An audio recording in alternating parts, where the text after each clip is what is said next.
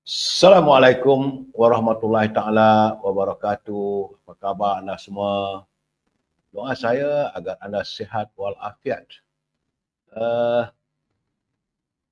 Siapa kawan-kawan kita yang hadir?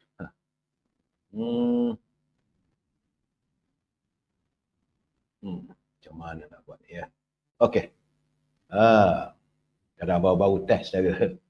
Bila baru test tu, ya apa khabar saudara Yan Iskandar, saudara Ramzul, teman-teman yang hadir bersama dengan saya.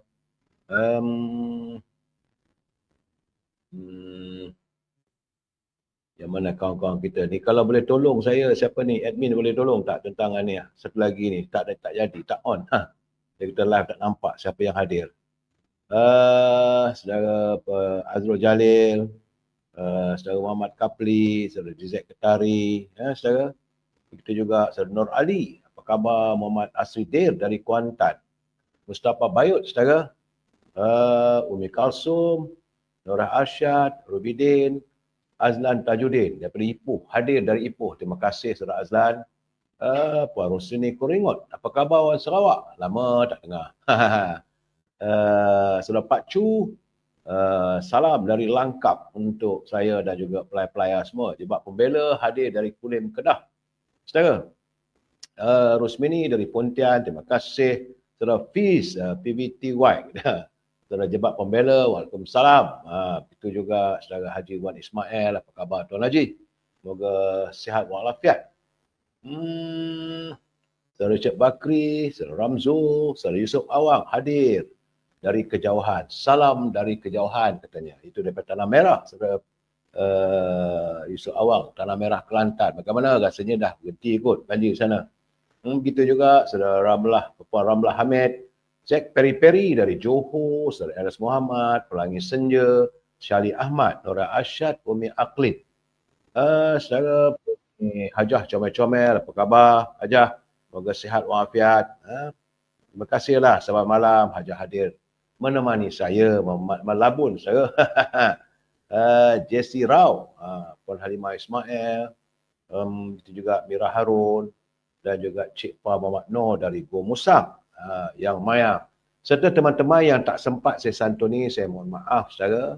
Sebab bila hadir ramai begitu, yang mana yang sempat sajalah. Bagaimanapun kalau mereka yang tak sempat saya santuni secara live ini, usai pencerahan nanti insya-Allah akan saya santuni satu persatu ya. Saudara Puan Marabiah Abdullah, saudara Ramli Abdul Rahman, Sarimah Ahmad. Juga saudara Abang D.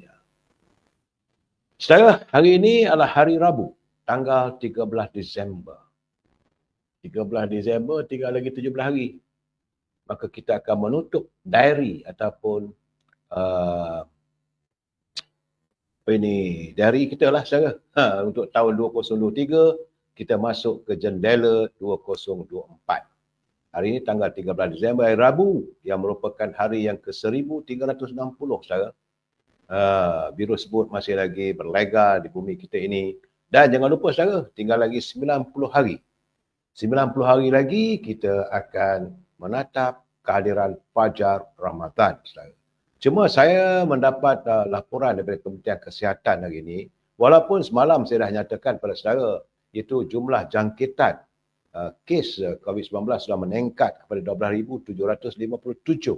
Ini mengikut ME 49/2023.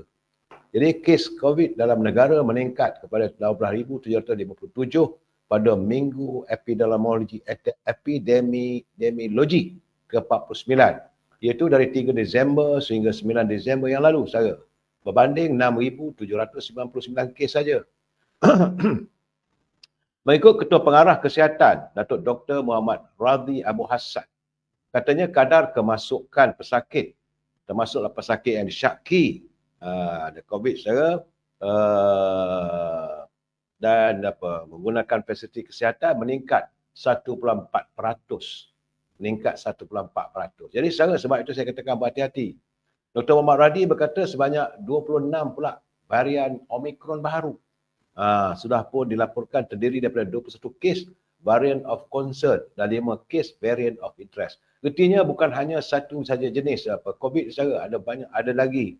Ini yang kita risaukan. Jadi saudara, yang paling penting pastikan, tadi saya pergi ke Kementerian Pembangunan Luar Bandar. Saudara, saya naik lift, saya lihat warga di situ bagus. Mereka menggunakan pelitup muka. So, saya bertegur, saya kata baguslah. Kerana sekarang ni musim peningkatan. Jadi pastikan kalau boleh, terutama bila kita naik lift saudara. Naik lift tu terkurung. Jadi elok pakai pelitup muka saudara. Itulah yang dapat saya nyatakan sedikit laporan tentang virus yang melanda negara kita. Mudah-mudahanlah segera usai. Yang paling penting kita jaga diri kita, jaga kebersihan diri kita, jaga kesihatan keluarga kita saudara.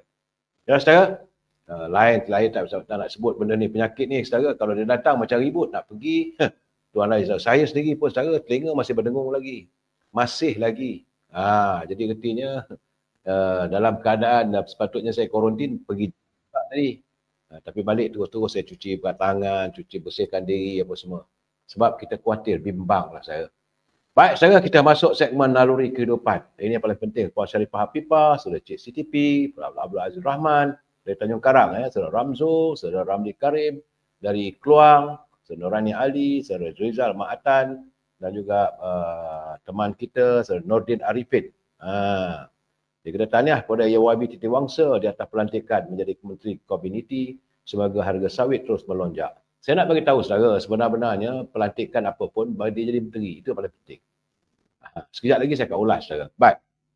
Kita masuk segmen naluri kehidupan. Kerana daripada Abdullah bin Amru radhiyallahu anhu berkata, ada seorang bertanya kepada baginda Nabi Muhammad SAW. Dia bertanya, "Ya Rasulullah, Islam manakah yang paling baik?" Dia pun, dialah orang baru masuk Islam dan agaknya, para sahabat yang baru berkenalan, rapat dengan Rasulullah. Dia bertanya, "Ya Rasulullah, Islam yang bagaimanakah yang baik?" Maka baginda Nabi Muhammad SAW menyatakan, kamu beri makan, mengucapkan salam kepada orang yang kamu kenal dan yang tidak kamu kenal. Itu je, pendek saja, ringkas saja. Baginda Rasulullah menyatakan, bila orang bertanya Islam yang manakah yang baik, baginda menyatakan, kamu beri makan, mengucapkan salam kepada orang yang kamu kenal dan yang tidak kamu kenal. Ini hadis Sahih Bukhari, saudara. Statusnya hadis sahih. Jadi sebenar-benar saudara, sebagai Muslim yang paling baik ialah kita memberi makan kepada orang lain. Sama ada yang kita kenali atau tidak. Maksudnya saudara, bersedekah. Kalau kita makan, ada teman-teman datang, elok kita makan sekali. Sebab bahasa kita sekatakan, makan ni jadi darah daging saudara. Daripada kita beli barang, bagi oleh-oleh, itu memang baik, tetapi yang terbaiknya memberi makan.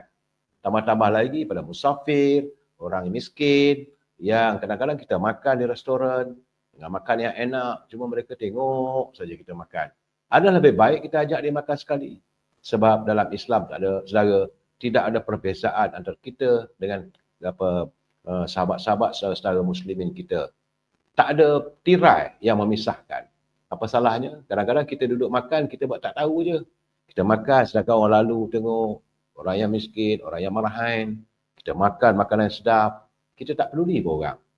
Apa salahnya? Saya kalau kadang-kadang bila satu saya tengah makan, saya tengah berbincang dengan kawan-kawan, bila ada teman-teman yang macam pengemis, saudara, ataupun menjual, kadang-kadang makcik jual kerupuk, saudara, saya selalu katakan pada dia, "Kak dah makan belum? Abang dah makan ke belum?" Bila saya panggil dia abang, walaupun dia sebagai pengemis, wajahnya bercahaya, saudara. Dia kata adalah orang menghormati dia. Dia kalau dia kata dah makan, kalau dia kata belum, saya akan bagi tahu pada pelayan, sediakan meja untuk sahabat saya ni, saudara saya ni, bagi dia makan. Itu lebih baik daripada kita hulurkan wang, saudara. Wang tak tahu ke mana perginya, kadang-kadang jumlahnya sedikit. Kadang-kadang kita ni kedekut ada duit nak bagi RM10 pun rasa berkira. Sedangkan kita minta daripada Allah SWT berjuta. Itulah. Sedangkan Allah menyatakan, setiap kali kamu bersedekah, aku akan gandakan. Jadi saudara, dan yang paling penting yang kedua, mengucapkan salam kepada sama Islam atau orang yang baru kita kenal. Salam itu kita mendoakan kebahagiaan dia. Assalamualaikum, berbahagialah kamu.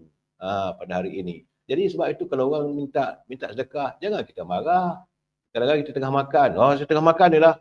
Kenapa kita sombong sedangkan kita sedang menghadap rezeki yang disediakan oleh Allah SWT untuk kita.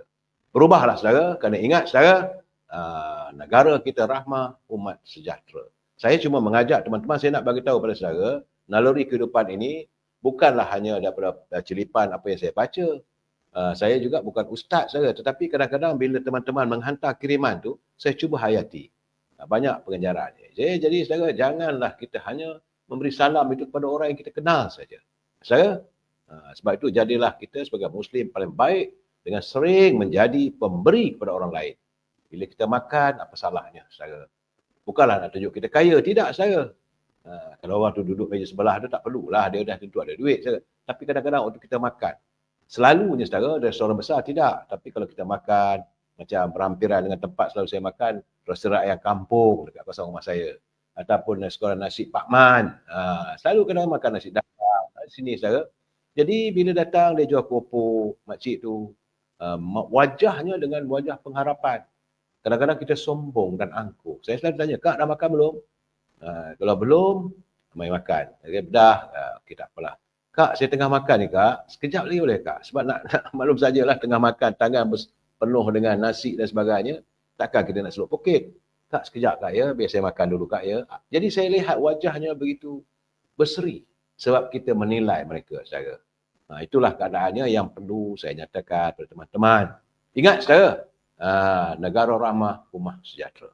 Kita masuk segmen mutiara kata saudara. Ini kiriman teman-teman, saya mengumpul kiriman teman-teman. Saudara Abu Seman, salam dari Batu Pahat. Pok Su, Cik Su, apa khabar? Cik Su, saya belum dapat lagi menatap buku. Katanya Pak Su dah hantar buku sampai khabar di rumah saya dah sampai. Buku sayap-sayap. Mungkin ada waktunya saya akan cuba mentelaah dan menghayati bicara hati Pak Su, Cik Su, saudara. Saudara Abdul Rahim Rasul, kata baru, hujan baru berhenti, saudara. Dalam mutiara kata ini, teman-teman kita mengatakan, hidup bukan tentang mendapatkan apa yang kita inginkan, saudara. Tetapi tentang menghargai apa yang kita miliki dan sabar menanti apa yang akan menghampiri. Ingat saudara, hidup ini bukan tentang mendapatkan apa yang kita inginkan, tetapi tentang menghargai apa yang kita miliki dan kita sabar menanti apa yang akan datang. Bukan nikmat yang membahagiakan kita, saudara.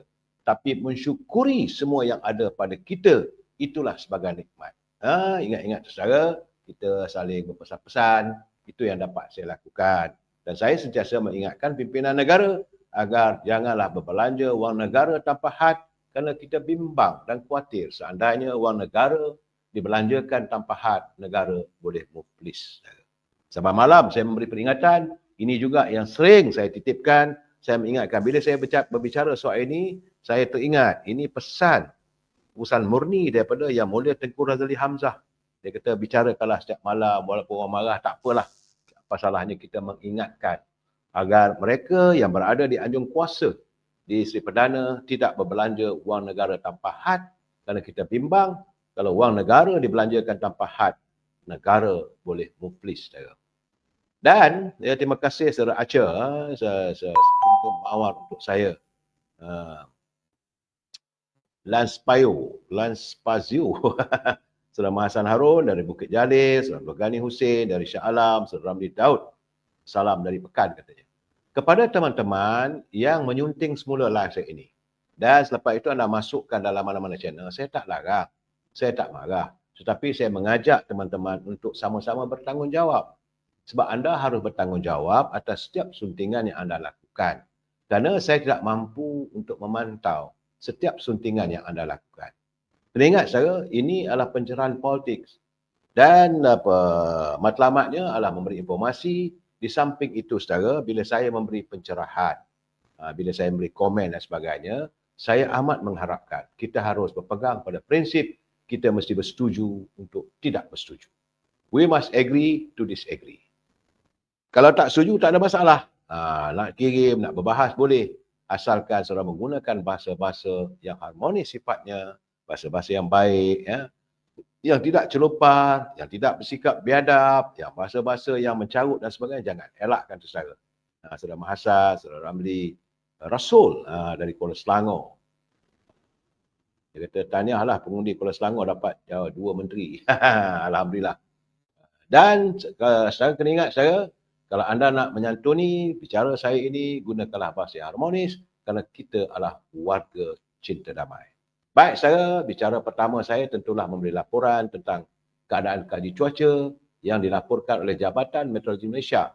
Sebab petang tadi Jabatan Meteorologi Malaysia telah pun mengeluarkan amaran bahawa jangkaan hujan berterusan akan berlaku semula di Kelantan, Terengganu dan Pahang sehingga hari esok. Kalau berterusan, saudara, maksudnya ia boleh mengundang banjir. Map Malaysia dan kenyataan hari ini memaklumkan di Kelantan ia melibatkan kawasan Tumpat. Di kawasan Pasir Mas yang baru ni banjir besar. Saudara, di Kota Baru, di Jeli, Tanah Merah, Bacok, Macang, Pasir Putih dan Kuala Kerai. Itu di Kelantan, saudara. Sementara itu di Pahang pula kawasan terlibat ialah di Kuantan, di Pekan dan Rompin serta seluruh kawasan Negeri Terengganu.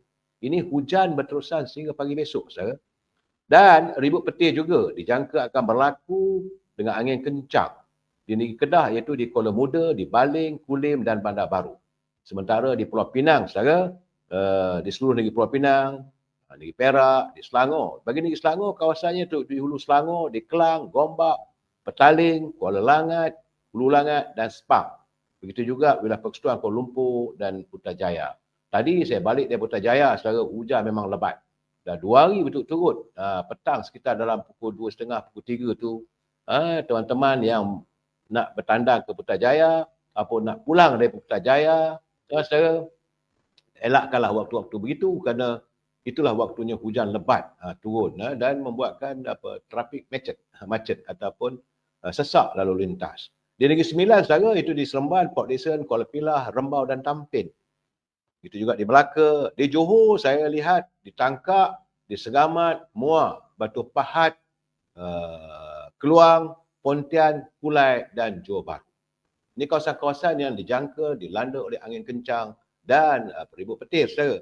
Begitu juga di Sarawak itu di Bau dan Kuching. Di Samarahan itu di Asajaya, di Seri Aman, di Betong, Sariki, Sibu, Kapit. Kapit ni di Song, saudara, dan Bintulu, iaitu di Tatau dan Sebau. Itu saja. Di Sabah tidak ada laporan saya dapat. Ya, saudara, itulah laporan kaji cuaca. Saya harap teman-teman bila saya beri pernyataan ini berhati-hati. Kalau keluar rumah atau ada urusan, bawa payung. Sediakan payung sebelum hujan, saudara. Baik, saudara. Seketika kita pergi ke Jakarta sekejap, saudara. Kena bagi tahu juga, saudara.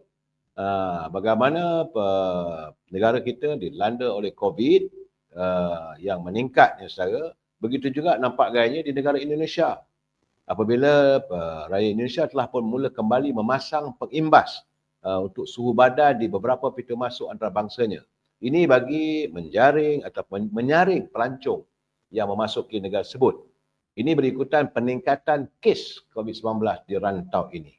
Pemasangan pengimbas suhu badan itu dilakukan di lapangan terbang antarabangsa utama Jakarta dan terminal feri di Batam. Saudara, langkah penjaga-jaga itu diambil selepas Kementerian Kesihatan Indonesia mengeluarkan perkeliling sejak 8 Disember lalu yang menggesa rakyatnya berwaspada berikutan peningkatan kes di beberapa negara termasuk Singapura, Malaysia dan Filipina.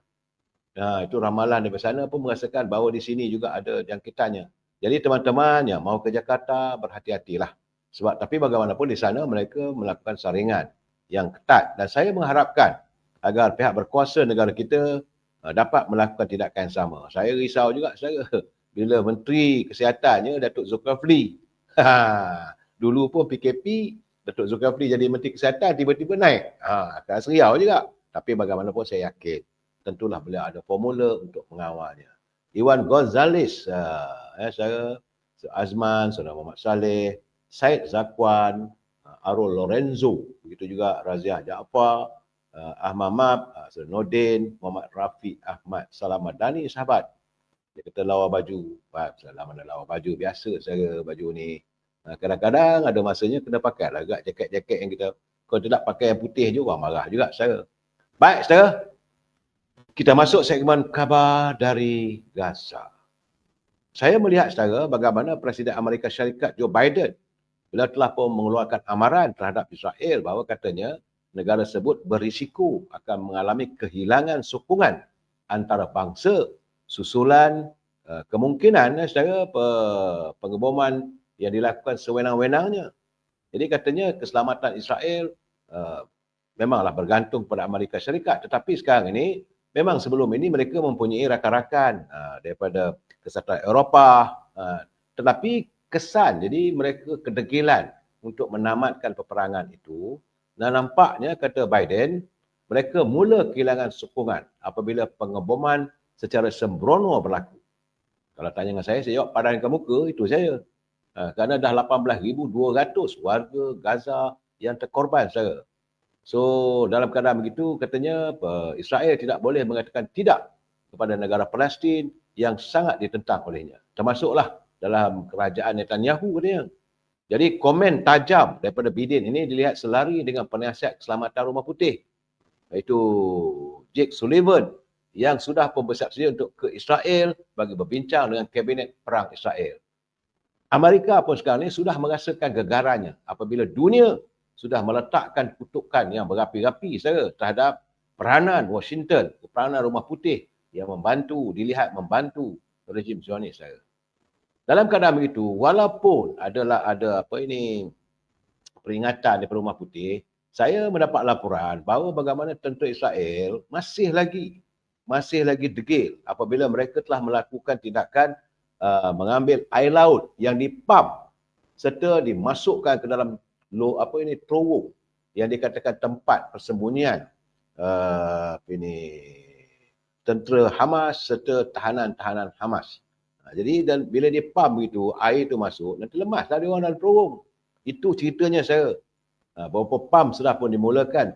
Menurut laporan daripada Wall Street Journal mengatakan, seandainya tindakan itu dilakukan, besar kemungkinan dia akan mengubah struktur iklim di Gaza. Di samping itu boleh mengundang banjir besar. Ya, kalau terowong-terowong yang ada tu dipam dengan air yang diambil daripada laut, maka tentulah dia mengundang musibah yang teramat. Itu keadaannya sekarang. Sebab bila dia ledakkan dengan bom, masih ada lagi Hamas. Sebab di atas muka bumi. Sedangkan banyak warga-warga Hamas ini mereka berada di bawah bumi. Sorok dalam tanah. Sebab itu tentera Israel ambil pam, dia masukkan dalam terowong yang disyaki, maka dipamlah air-air dari laut. Dengan matlamatnya supaya tentera Hamas ini keluar. Sedangkan terdapat juga tahanan-tahanan daripada tentera Israel yang ditahan juga, mungkin mereka akan mati kelemasan. Itu keadaannya saudara. Sebab itu saudara, dunia hari ini sudah pun mengutuk sehabis-habisnya apabila tersiar dalam beberapa media sosial peringkat antarabangsa gambaran bagaimana mayat-mayat kanak-kanak yang masih ada lagi tiup, tapi tidak boleh diselamatkan apabila para doktor terpaksa meninggalkan hospital. Jadi kanak-kanak sebut yang tidak mendapat bekalan oksigen sebagainya, mayat-mayatnya reput yang dihurungi oleh lalat, dihurungi berulat saudara. Jadi gambar-gambar mayat-mayat yang terdampar di atas katil-katil di hospital yang ditinggalkan oleh doktor-doktor di hospital-hospital di Gaza itu sudah menjadi tontonan dunia. Akhirnya seluruh dunia mengutuk sekejam-kejamnya tindakan tersebut. Bahkan saya katakan, anak-anak kecil, bayi-bayi yang tidak berdosa, mereka menjadi mangsa kepada kekejaman. Dan dunia hari ini mengutuk. Sebab itu walau bagaimanapun, tentera Israel menafikan bahawa mereka terlibat. Macam mana tak nafikan? Kamu dah bom. Dah kamu ledakkan bom di hospital-hospital sehingga terpaksalah para doktor melarikan diri. Di samping itu, tak ada lagi bekalan ubat, tiada lagi bekalan oksigen, tiada bekalan elektrik. Jadi apa yang boleh dilakukan? Jadi kanak-kanak yang sedang menerima rawatan terbiar begitu saja. Banyak gambar-gambar tersiar dan simpati dunia pada warga Gaza semakin menebal dan kebencian mereka bertambah terhadap rejim Zionis. Dan hari ini sekarang ini dunia sedang tertumpu apabila Perhimpunan Agung Pertubuhan Bangsa-Bangsa Bersatu itu UNGA dan katanya sedang melakukan undian untuk mengundi untuk gencatan senjata segera di semenanjung Gaza berikutan permintaan resmi daripada Mesir dan Mauritania. Mereka mau menggunakan resolusi 337A Pertubuhan Bangsa-Bangsa Bersatu. Ini diambil kerana Majlis Keselamatan Bangsa-Bangsa Bersatu UNSC pada Jumaat lalu gagal meluluskan draft resolusi menggesa gencatan senjata kemanusiaan dilakukan di Gaza apabila Amerika Syarikat menggunakan kuasa vetonya. Jadi dengan resolusi 377 yang dikenali sebagai Uniting for Peace, bersatu untuk keamanan, ia memberi kuasa kepada UNGA untuk bertindak apabila Badan Keselamatan UNSC gagal mengekalkan keselamatan dan keamanan antarabangsa akibat ketiadaan sokongan sebulat suara. Jadi walaupun terdapat keyakinan bahawa sesi khas UNGA akan merealisasikan hasrat untuk menghentikan pencerobohan Israel di Gaza, para penganalisa berpendapat bahawa kebanyakan resolusi UNGA masih memerlukan kerjasama daripada semua anggota termasuk P5 UNSC yang sering dilihat sebagai batu penghalang. Itu gambarannya, saudara. Dan di Washington, saya mendapat laporan Perhimpunan Agung Pertubuhan Bangsa-Bangsa Bersatu telah pun menerima pakai draft resolusi yang menuntut gencatan senjata kemanusiaan segera dilakukan di Gaza pada semalam. Ini ketika Presiden Amerika Syarikat Joe Biden memberi amaran kepada Israel mengenai kehilangan sokongan antarabangsa susulan daripada ledakan bom secara sembrono. Jadi Rumah Putih sudah menyedari. Dunia sudah semakin memulaukan Israel. Pada waktu yang sama juga Amerika akan terjebak sama. Jadi resolusi yang mengikat itu dibentangkan oleh Mesir. Resolusi tersebut dibentangkan oleh Mesir dengan 183 negara menyokong pada Perhimpunan Agung 193 anggota yang berhimpun dalam sidang khas Negara Empar mengenai Palestin. 10 negara termasuk Amerika Syarikat, Israel dan Austria, mereka menentang resolusi itu. Sementara 23 negara termasuk United Kingdom, Jerman, Itali dan Ukraine, mereka mengambil sikap berkecuali. Saya rasa berkecuali ini orang yang tak ada ketetapan lah, saudara.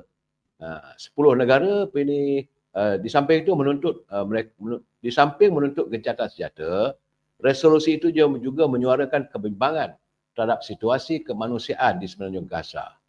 Dan nampak gayanya saya rasa-rasanya apabila dunia sudah pun melakukan, Amerika pun tak boleh buat apa. Itu gambarannya sekarang ni resolusi telah pun diluluskan dan kita tunggulah agar keamanan segera dijelmakan di Gaza. Saudara? Nak bagi laporan macam mana lagi, saudara? Keadaannya semakin tenat. Nur Hayati Husin, salam. Ya betul, saudara Husin. Zalim. Mereka zalim. Kalau dipam air dari laut masuk dalam terowong tu, memang kezaliman yang tak amat sangat. Awang Zah, apa khabar, saudara? Saudara Hashim Atan, selamat malam. Saudara Bai Medan. Dia kata Bangla je ramai, dia orang masak kat rumah. Ikut Bangla ni. Saya tak tahu. Di sana kita ada warga Islam, warga Palestin berhadapan dengan tentera Israel. Negara kita ni pula, kita bergelut dengan sikap tidak bertanggungjawab. Mereka-mereka yang datang, saya dipahamkan lebih daripada 4 juta pelarian ataupun pendatang tanpa izin pada negara kita ni mencari rezeki. Soal mereka nak cari rezeki bukanlah menjadi masalah pada kita. Tetapi janganlah sampai kamu menuntut yang bukan-bukan. Itu keadaannya. Baik, saudara. Kita masuk pada negara kita. Saya melihat, saudara, bagaimana murninya sifat ataupun kendati keprihatinan Yang Amat Berhormat Datuk Seri Anwar Ibrahim yang menyantuni tentang cadangan kepada Duli Yang Mulia Sultan Johor. Titah cadangan Sultan Johor, Sultan Ibrahim Iskandar berkenaan Suruhanjaya Pencegahan Rasuah Malaysia SPRM dan Petronas melaporkan terus kepada Yang Tuan Agong boleh dibincangkan. Demikian kata Yang Amat Berhormat Perdana Menteri. Jadi artinya, saudara, bukanlah apa ni Datuk Seri Anwar Ibrahim nak tolak. Saudara, dia kata kita boleh berunding. Kita boleh berunding dengan baik. Tetapi prinsip perlembagaan dalam sistem demokrasi berparlimen, raja berperlembagaan itu tetap dipertahankan. Dan kita junjung. Katanya Seri Anwar Ibrahim kata kita junjung prinsip yang sama. Jadi Seri Anwar Ibrahim berkata sepatutnya tidak ada kebimbangan. Kalau ada pandangan termasuk daripada Baginda Sultan mengenai perkara itu, pandangan tersebut bolehlah dibincang. Tapi dia kata ia tidak akan mempengaruhi asas dan prinsip negara kita mengenai parlimen berperlembagaan. Sebagaimana kita tahu dalam seminggu yang lalu, Baginda Sultan dilaporkan mencadangkan supaya SPRM, Suruhanjaya Pencegahan Rasuah, melaporkan terus kepada Duli Yang Mulia Pertuan Agong. Baginda juga mencadangkan supaya Petronas, bagaimana pengendalian Petronas, kewangan Petronas juga dilaporkan terus ke Istana Negara. Itu keadaan saudara. Jadi memanglah saudara, kenyataan bila dilontarkan oleh Duli Yang Mulia Sultan Johor berhubung dengan SPRM dan Petronas ini, mulalah ada sanggahan. Orang yang menyanggah tak lain tak bukan saudara, mantan Perdana Menteri yang lalu, Dr. Mahathir. Jadi saya melihat begitu, saya senyum saudara. Bila dia mengatakan bahawa kenyataan Sultan Johor baru ini yang mahu SPRM dan Petronas melapor kepadanya secara langsung serta beberapa perancangan lain apabila menjadi Pertuan Agong tidak boleh diambil ringan. Dia katanya siapa yang semasa menjadi Perdana Menteri yang mencetuskan kerasi kehakiman. Dan juga pada tahun 1988 siapa saudara. Jadi sebab itu memang kita tahu bahawa kerasi perlembagaan tercetus apabila kesan daripada tindakan Dr. Mahathir waktu beliau menjadi Perdana Menteri. Sehingga kan orang beranggapan bahawa kuasa istana bagaikan dihakis olehnya. Sebab itu saya dulu pernah lah bila saya main golf dengan tuanku ada 2-3 sultan. Dia kata kalau boleh kita cari jalan lah, kembalikanlah balik kuasa raja-raja ini. Sebab demi lestari untuk rakyat. Saya bersetuju, saya nampak murninya Datuk Seri Anwar Ibrahim bahawa beliau mahu menyantuni. Sebab itu dia kata bahawa kita boleh bincang, tak ada masalah. Tapi tentulah ia disanggah oleh orang yang mewujudkan krisis. Dia tak ada lain. Memang bila sebut tambah-tambah lagi kalau menyentuh tentang cadangan daripada Duli Yang Mulia Sultan Johor dan Ananda Baginda Tengku Mahkota Johor, nampaknya kita tengok kadang-kadang ada ciri-ciri yang saya rasa kita sebagai rakyat harus menghormati. Memang kita raja sekarang ni, raja berperlembagaan. Tapi jangan lupa Baginda adalah payung rakyat. Sebab itu kita dulu pernah terjebak dalam krisis perlembagaan. Apabila perlembagaan cuba diubah dan sebagainya. Tapi alhamdulillah, saya melihat kenyataan Datuk Anwar Ibrahim itu murni sifatnya. Soal Dr. Mahathir setuju tak setuju, soal lain lah. Mungkinlah mereka yang menyokongnya juga menzahirkan pernyataan begitu terpulang. Tapi memang kita mengaku bahawa negara kita ini bukanlah absolut monarki, tetapi lah raja berperlembagaan. Saya ucapkan syabas pada Datuk Anwar Ibrahim yang menyantuni titah tuanku. Di sinilah selalu saya katakan, kerja rakyat dikelik, kerja raja dijunjung. Sebagai Perdana Menteri, Datuk Seri Anwar Ibrahim menunjukkan sikap menyanjungi istana. Saya jadi yang sekarang dia kata Sultan ingatkan rakyat. Sebab itulah rakyat kena sokong PMX katanya. Secara salih-salih dia minta saya ulas isu pendatang parti yang berniaga secara haram. Saya rasa saudara salih-salih, isu ini boleh saya katakan tiap-tiap malam dulu saya dah bercakap. Memang ini adalah satu daripada natijah keadaan yang tidak seharusnya dibiarkan berterusan. Kita mengharapkan agar pihak berkuasa meneruskan. Sebab itu semalam saya dah laporkan bagaimana di Johor berlaku tangkapan 100 lebih warga pendatang asing yang bekerja di supermarket dan sebagainya. Bagaimana juga saya dah ceritakan saya ingat dalam sebulan lalu apabila berlaku peniaga-peniaga yang bebas berniaga di kaki lima di Bandar Seremban. Tapi kabarnya telah pun ditangani. Tapi bagaimanapun ini masih belum usai. Banyak lagi kawasan-kawasan yang perlu ditangani, terutama di pasar besar, pasar burung Selayam. Itu semua orang tahu. Saya tak tahu macam manalah ini Dr. Saleha akan masalah ini. Sebab beliau telah diberi tanggungjawab sebagai Menteri Wilayah Persekutuan. Dan pasar burung Selayang itu duduk di bawah Dewan Bandaraya. Dan benda ini perlu diusaikan. Begitu juga bagaimana Datuk Menteri Besar Kedah, Datuk Seri Sanusi perlu diselesaikan masalah pendatang-pendatang yang penuh di Bukit Malut, di Langkawi. Banyak misalnya ni. Jadi saudara Saleh, memang saya rasa mereka datang ke negara ini kadang-kadang secara haram dan berniaga pun secara haram. Dan mereka tidak mempunyai permit, mereka tidak mempunyai tempat. Mana boleh orang datang dengan kita ini berniaga kalau mereka datang sebagai pekerja. bekerja dekat restoran, kerjalah di restoran. Bukan kita halang. Kalau mereka datang sebagai kerja di ladang-ladang, bekerjalah di ladang. Kalau mereka datang sebagai buruh kontrak, buatlah kerja, kita tak marah pun. Tetapi yang kita rasa tersinggung, kita rasa terkesan, warga tempatan, macam Saudara Saleh Saleh, benar. Apabila mereka dengan lagaknya, berniaga, macam di Sungai Buloh lah. Ini Sungai Buloh kita punya. Amboi. Kalau saya ada, pang bagi itu. Ini keadaannya. Sungai Buloh kita punya. Silayang Rohingya punya. Apa benda ni? Ini saya rasa kenyataan-kenyataan yang biadab. Ini mereka bersifat dah dibagi betis nakkan peha. Dapat peha lebih lagi nak dipanjat. Itu keadaan. Kadang-kadang masalahnya saudara mereka ni juga mula memikat anak gadis kita dan mereka berkahwin. Ini masalah lagi. Bila dah berkahwin, mereka minta kewarganegaraan dan mereka minta segala keistimewaan untuk berniaga dan sebagainya. Ini yang perlu ditangani. Sebab itu saudara, hari ini Datuk Seri Anwar Ibrahim telah pun mempengusikan mesyuarat Jemaah Menteri pertama selepas rombakan kabinet berlaku. Saya nak jelaskan kepada saudara, dalam rombakan kabinet yang dilakukan oleh Datuk Seri Anwar Ibrahim, banyak orang kata macam-macam. Saya nak jelaskan saudara, mewakili Parti Keadilan cuma ada 8 menteri dan 6 timbalan menteri saudara. Dari Parti Keadilan, 8 menteri yang dilantik dan 6 timbalan menteri. Sementara itu daripada UMNO Barisan Nasional, 7 menteri dan 7 timbalan menteri. Artinya 7 campur 7, 14. Saudara, Parti Keadilan juga 14. Parti DAP cuma ada 5 menteri dan 5 timbalan menteri. Macam mana kata kita pula menjilat benda begitu? Amanah 2 menteri dan 2 timbalan menteri. Di Sabah, saudara, menteri daripada JRS dan UPKO ada 2 orang. Timbalan menteri ada 2 orang. Itu dari Sabah, saudara. Dan wakil daripada teknokrat, yang orang tak ada berparti, iaitu 2 menteri, 1 timbalan menteri.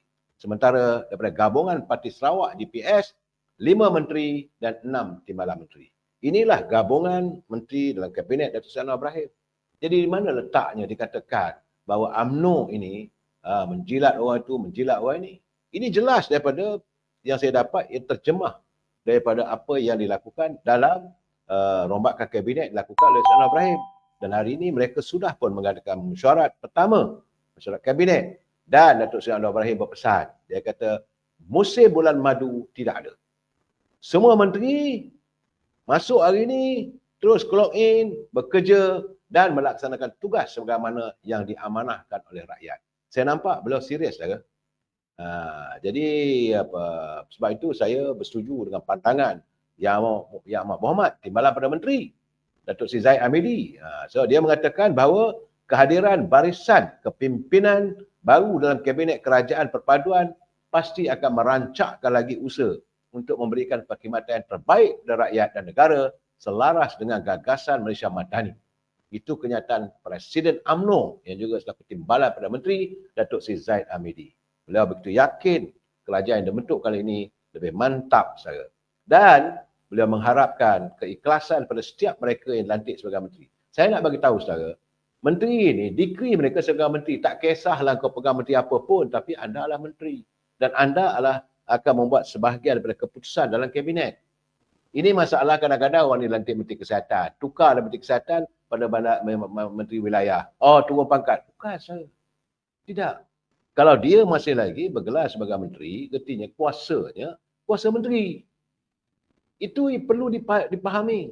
Kementerian mana pun, macam orang bertanya pada saya, kenapa Datuk Jogani, Datuk Johari Gani dilantik sebagai Menteri Komoditi dan dia sepatutnya dilantik sebagai Menteri Kewangan dulu. Saya kata sama saja, saudara. Sama, jawatannya adalah sebagai menteri. Cuma portfolio saja. Tapi setiap keputusan yang diambil dalam mesyuarat mingguan, semua menteri ada. Mereka akan membuat keputusan secara sebulat suara. Ini keadaannya, saudara. Saya haraplah kita faham benda ini. Janganlah kita terperangkap dengan apa yang dinyatakan. Saudara, saya begitu bagaimana Dr. Zahid Hamidi, beliau begitu optimis.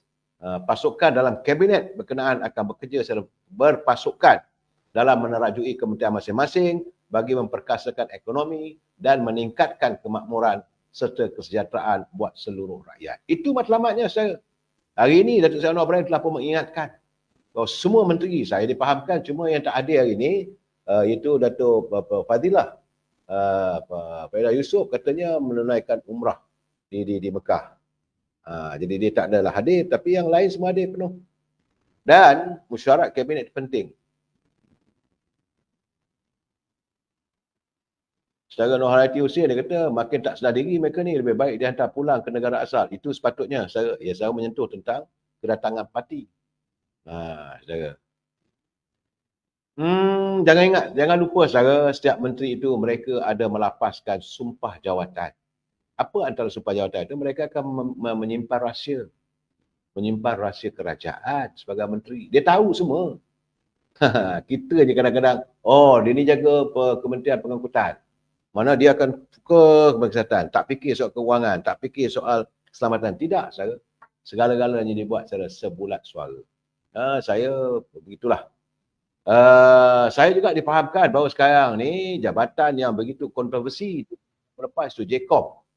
Saya kini JCOM tidak lagi diletakkan di bawah jabatan PMO atau Prime Minister Office, tetapi diletakkan di bawah jabatan komunikasi. JCOM ni diletakkan di bawah Kementerian Komunikasi. Demikian menurut Menteri Komunikasi Saudara Fahmi Fadzil. Perkara itu telah pun diputuskan dalam mesyuarat kabinet yang dipengerusikan oleh Yang Amat Berhormat Perdana Menteri Datuk Seri Anwar Ibrahim hari ini tadi saya. Jadi ada satu agensi yang dibawa masuk ke dalam Kementerian Komunikasi ialah JCOM. Selain itu, Institut Penyiaran, dia nak beritahu saudara, yang dijaga di bawah Kementerian Komunikasi, Institut Penyiaran dan Penerangan Tun Abdul Razak atau IPTA, Jabatan Penerangan, Jabatan Penyiaran, ATM lah saudara, Kesepuri. Perbadanan Kemajuan Filem Nasional, PINAS, Suruhanjaya Komunikasi dan Multimedia, MCMC, dan My Creative Venture. Kekal di bawah Kementerian Komunikasi. Itu menurut Saudara Fahmi Fadzil. Dia turut memaklumkan bahawa agensi-agensi lain seperti Perbadanan Ekonomi Digital, MDEC, Jabatan Perlindungan Data Peribadi, dan MIIC Berhad telah dipindahkan ke Kementerian Digital di bawah menterinya itu Gobing Sidyu. Bagaimanapun kementeriannya, menurut Saudara Fahmi Fadzil, dia kata kementeriannya belum memutuskan mengenai status Digital National Berhad. Digital National Berhad saudara masih dalam perbincangan dan akan diputuskan kemudian. Saudara. Baik saudara, kita melihat dari segi jemaah menteri ini agak menarik ya saudara. Saya melihat catatan sahabat saya Saudara Halim daripada Bukit Mertajam. Di antara kiriman pagi tadi saya baca betul juga. Dia kata wajarlah kita renungkan di mana dalam rombakan kabinet kali ini yang dilakukan oleh Dr. Anwar Ibrahim, UMNO lah yang paling beruntung. Beliau sebagai pemerhati saja. Dia bukan ahli UMNO, dia bukan ahli keadilan, tidak. Dia tinggal di Bukit Mertajam, dia kata dalam rombakan kabinet kali ini UMNO paling beruntung. Bukan saja jumlah bertambah, malah diberikan portfolio yang penting. Tapi dia kata, saya merasakan, kalau ini pun ahli-ahli UMNO masih sanksi terhadap keikhlasan Yang Amat Berhormat Perdana Menteri, PMX dan Pakatan Harapan dan masih lagi termakan dengan dakyah palsu pihak Perikatan Nasional, dia kata saya tak tahu nak cakap apalah. Dia kata jawab sendirilah. Kalau tanya dengan saya, hantuk kepala ke dinding lah saya. Apa lagi? Diberi peruntukan, diberi kedudukan yang begitu tinggi. Apa yang boleh katanya, Saudara Halim kata, dia kata, ini Saudara Halim, dia begitu tajam. Dia kata, apa yang boleh saya persoalkan, tak maaf, saudara. Menurut Saudara Halim, apa yang boleh saya persoalkan, di manalah dia orang letak kepala pemikiran mereka. Kedudukan Perdana Menteri pun sekarang ni terlalu kukuh. Sabah dan Sarawak sudah pasti di belakang beliau. Tapi katanya beliau melihat PMX, itu Perdana Menteri Dr. Anwar Ibrahim, sebenarnya mahu memberi peluang yang sebaik mungkin agar UMNO dapat bangun semula dengan gagah. Jadi terpulanglah pada ahli-ahli UMNO. Tapi kalau nak terpengaruh dengan cakap orang bahawa UMNO ni mencilat, AMDAP dan sebagainya, itu keadaan. Dr. Anwar Ibrahim begitu sayangkan UMNO. Dia beri peluang. Dalam keadaan kita bukan banyak mana pun, 26 kursi je wakil UMNO. Dari Barisan Nasional 230.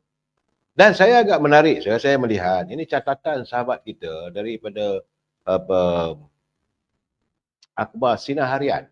Saya terfikir betul juga, itu Nurul Huda Hussein.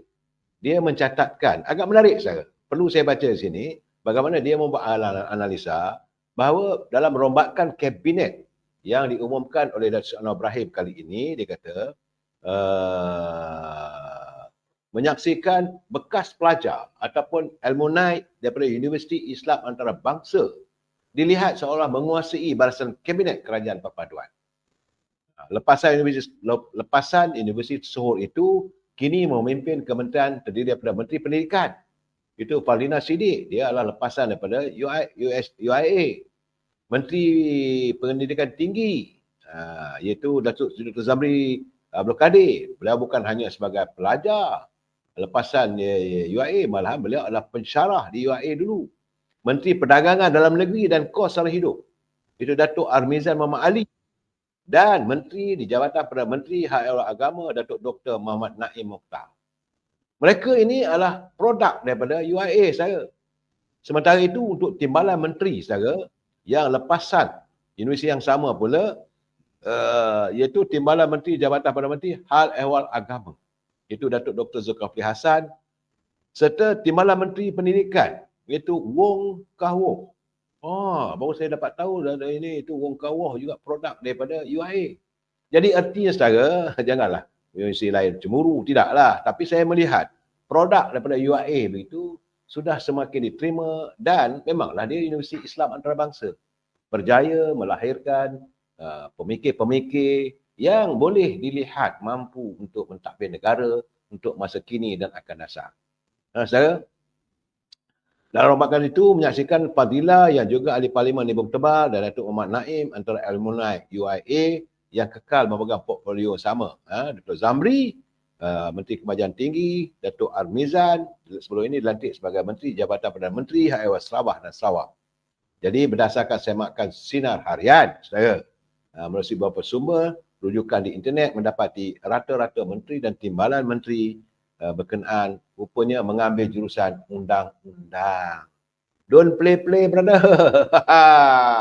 Rupanya mereka ini adalah lepasan dalam jurusan undang-undang. Kalau buat benda yang bukan-bukan, see you in court. Setara jangan main-main. Itu kata daripada media Sinar Harian. Saya ucapkan terima kasih kerana satu laporan, satu kajian yang dilakukan begitu baik. Banyak orang bertanya pada saya, siapa sebenarnya Amir Hamzah? Ini juga yang diceritakan oleh media.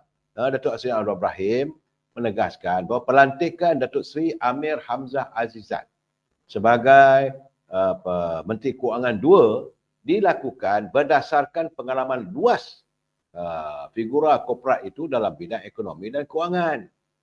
Bukan kaleng-kaleng saya. Jadi keputusan Perdana Menteri melantik Amir Hamzah selepas mengambil kira pandangan semua pihak. Selain darinya, dalam mengemudi Kementerian Kewangan, portfolio berkenaan perlu dikendalikan oleh tokoh profesional. Bukan boleh sembarangan. Portfolio itu mesti ada pasukan profesional yang kuat bagi memastikan kita, kata Datuk Anwar Ibrahim, berada di landasan tepat untuk fokus dalam meningkatkan ekonomi. Jadi pelantikan Saudara Datuk Amir Hamzah juga tanpa dipengaruhi tekanan politik dan beliau menunjukkan kecekapan sewaktu menguruskan kumpulan wang simpanan pekerja. Saudara. Dia merupakan bekas ketua pegawai eksekutif kumpulan wang simpanan pekerja KWSP dan tokoh korporat yang dilantik menghormati jabatan kabinet. Dia tidak mewakili warna parti tapi atas jawatan sebagai teknokrat. Saudara. Itu gambarannya. Jadi saya melihat kemantapan. Sementara itu saudara, ahli parlimen Kuala Selangor Datuk Seri Dr. Zulkifli Ahmad pula dia menyatakan bahawa dia bersedia untuk kembali berkhidmat selepas 12 bulan bercuti. Macam bercuti lah. Sebab beliau tidak dilantik dalam kerajaan yang lalu. Tapi semalam, beliau dilantik semula ke portfolio Kementerian Kesihatan. Kita mengharapkan Datuk Zul, dia bijak orangnya saudara. Dr. Zulkifli ni dia ahli parlimen Kuala Selangor. Cuma kita haraplah agar masalah COVID ini dapat segera diusaikan. Sementara itu, saudara Zulkifli Hasan. Dr. Zulkifli Hasan yang diumumkan sebagai Timbalan Menteri di Jabatan Perdana Menteri Hak Ehwal Agama dalam rombakan kabinet, beliau merupakan pengalaman luas dalam bidang syariah dan keuangan Islam. Seperti saya kata tadi, kebanyakannya adalah jurusan undang-undang saya. Dilahirkan di Tanjung Mali, orang Perak rupanya saya pada 3 Jun 1977.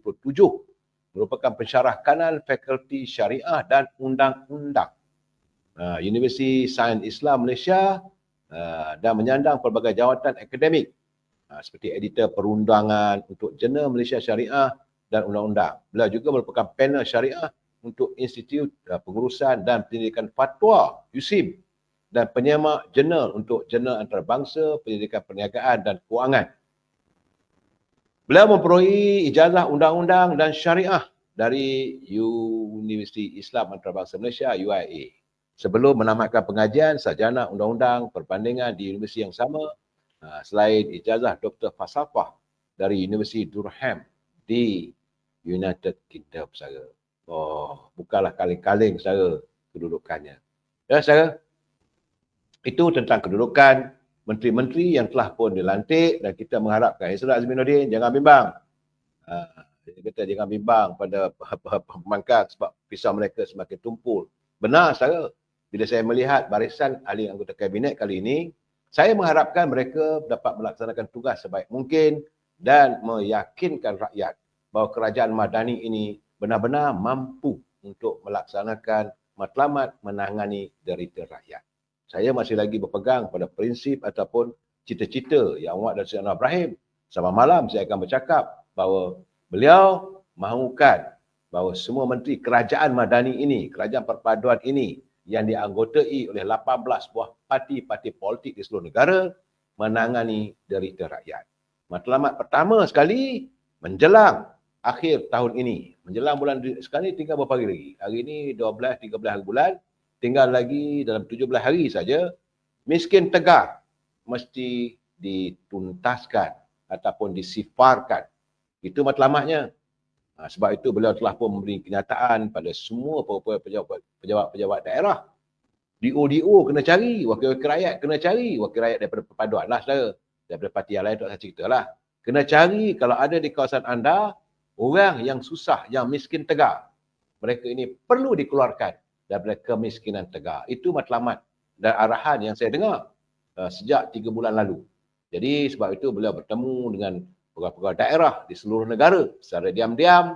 Dan pertemuannya beliau menyatakan tugas pegawai daerah untuk mencari warga yang miskin tegar untuk dipulihkan kehidupan mereka. Itu yang saya dapat lihat saya. Ini bagi saya lah. InsyaAllah dengan kerjasama dengan kerajaan, dengan kerjasama badan-badan politik, badan NGO, insyaAllah. Dan setara juga kalau ada di kawasan anda yang terdapat warga kita yang miskin tegar, tak tahu nak selalu ke mana, Amir Hijaz Pen sentiasa menanti untuk saya wawarkan. Sebab itu kalau saya dengar kadang-kadang, sekali saya akan menyiarkan bagaimana tentang kehidupan rakyat yang perlu disantuni. Saudara Lanon Jiwang dia kata, masuk parlimen nanti hampir macam Menteri Agama juga. Tak, saya ingat tidak.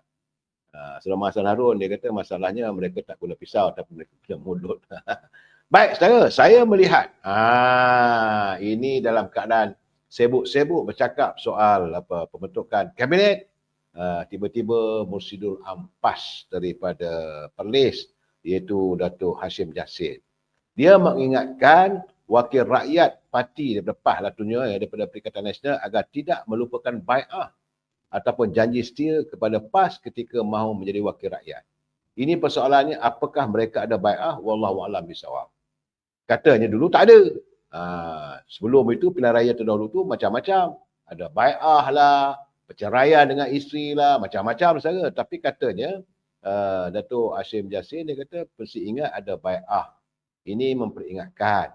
Jadi dia kata siapa saja daripada parti PAS yang menjadi dipilih sebagai wakil rakyat, seandainya mereka memberi sokongan kepada Datuk Anwar Ibrahim, maka ia dikira mengkhianati parti dan akan dipecat daripada PAS. Saya bila mendengar kenyataan begitu, saya terfikir, bagi sokongan pada orang baik, takkan salah. Apakah pimpinan Parti PAS melihat bahawa menentang Perdana Menteri itu secara berterusan bermusuh. Kalau dia buat baik, kena sokonglah saya. Saya malah nak mengulas, tapi bila saya dengar kenyataan begitu, saya giling kepala. Dia mengatakan kalau sokong kepada Saudara Ibrahim, maka dia akan boleh dipecat. Pecat tu kerana melanggar prinsip parti. Bagi saya, kalau wakil rakyat itu melihat perkara-perkara baik yang dilakukan oleh Perdana Menteri, takkan juga nak ditentang. Sepatutnya dia kena fahamlah peranan sebagai pembangkang bukan menentang. Itu yang kata Ia Tompel dalam filem apa? Pada anak bapak. Kalau asyik nak menentang aja, bila nak jadinya? Itu tak kena, ini tak kena. Sepatutnya sebagai pembangkang, ia mesti berwibawa. Kita memberi pandangan, beri kritikan. Katalah sebagai contoh, mereka boleh bertanya di Dewan Parlimen, Datuk Seri Yang Berhormat Perdana Menteri dan Datuk Seri Anwar Ibrahim pun telah menjadikan pada setiap hari Selasa bila persidangan Dewan Rakyat diadakan, hari Selasa dia bersedia berdepan dengan setiap soalan daripada ahli parlimen secara bersemuka. Tidak lagi tunggu hari lain. Tidak. Hari Selasa tu kau tanyalah apa pun. Dan sepatutnya mereka boleh tanya, Yang Berhormat Perdana Menteri, Yang Berhormat ini tak sebut nama, tak boleh sebut saudara apa nama kawasan diwakilnya tu. Saudara, Yang Berhormat Tambun, saya nak bertanya, berapa jumlah miskin Tegar? Tentulah Saudara Ibrahim akan menjelaskan yang telah pun diselesaikan masalah miskin Tegar sekian banyak. Ada lagi. Itu dia sebagai peranan sebagai pembangkang untuk mengutarakan kalau benda tak selesai. Jadi bukan, kalau dia buat benda tu betul, baik, kena sokonglah saudara. Saya bukan mengajak anda menyokong Anwar Ibrahim pesih. Saya tidak mengajak ahli PAS menyokong kerajaan perpaduan ataupun menyokong Pakatan Harapan ataupun merokong UMNO Barisan Nasional. Tidak. Anda teruslah kekal sebagai parti yang yang bersaing dari segi politiknya. Tapi persaingan itu mesti sihat. Bukan membangkang dengan rasa kebencian. Kalau benda baik, kita sokong, boleh dipecat. Ini satu persoalan lah. Saya haraplah agar Musyidul Ampas di Perlis tu, dia harus memikirkan secara mendalam sebelum mula kenyataan. Bila dia kata, kita akan berhadapan dengan Allah untuk dibicarakan atas apa tindakan yang kita buat. Bicara di hadapan Allah, dahsyatlah. Sebab Allah tahu apa niat kita waktu kita lakukan itu. Saya rasa Tuhan pun tahulah kalau kamu menyokong untuk kebaikan. Berpesan-pesanlah kamu kepada kebaikan. Bantulah saudara kamu untuk melakukan sesuatu yang baik. Di mana prinsipnya ni, saudara? Dia sebab bila Datuk Hashim dia kata, ahli-ahli yang berhormat, mereka sudah berikrar dan bai'ah atas nama Allah. Jadi maka kita bukan saja bertanggungjawab dengan Presiden, dengan Jawatankuasa Pusat saja. Kita bertanggungjawab dengan Allah. Memanglah bertanggungjawab dengan Allah untuk buat perkara yang baik. Apabila kamu menyokong sesuatu yang tidak baik, itu akan dilaknati oleh Allah. Saya bila kata sokong kerajaan Datuk Anwar Ibrahim, kalau dia buat baik, kalau dia buat tak baik, tak payah sokonglah. Saya pun tak setuju, saudara.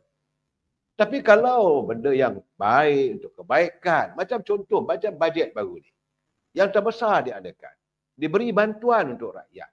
Begitu banyak disediakan peruntukan untuk disalurkan kepada rakyat. Apakah kita perlu membangkang? Apakah perlu kita kata, dah kita tak bersokong? Nak bagi duit pada rakyat. Tapi yang mereka minta, peruntukan itu mesti diberi kepada wakil rakyat. Ini satu benda yang bercanggah, saya rasa. Kalau pembangunan itu tidak dilaksanakan, nyatakanlah. Saya pun bersetuju. Saya bukan nak sokong babi buta, saudara. Dan macam contoh lagi, saudara. Apabila Datuk Anwar Ibrahim berusaha untuk memerangi kegiatan, kebejahatan, rasuah, apakah perlu dibangkang dan tak boleh disokong? Ini persoalannya yang harus dijawab oleh Musyidul Ampas. Saya tak ada bercakap secara peribadi, saudara. Tapi bila dibuat kenyataan, mana-mana ahli parlimen PAS yang menyokong pimpinan Datuk Anwar Ibrahim, maka dilihat sebagai tindakan khianat pada parti dan boleh dipecat. Dan khianat pada Allah SWT. Nauzubillah minaz zalik. Kalau beliau melakukan yang baik, kita bangkang, kita tak bersetuju, kita tak menyokong, saya kata itu salah. Itu satu tindakan yang cukup salah.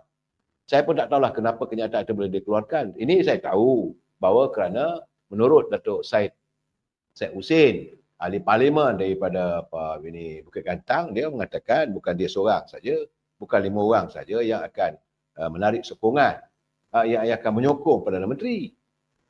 Tetapi ada lagi 7 atau 8 orang. Cuma tak kata daripada PAS ke, daripada PBM Parti Bersatu ke, tidak.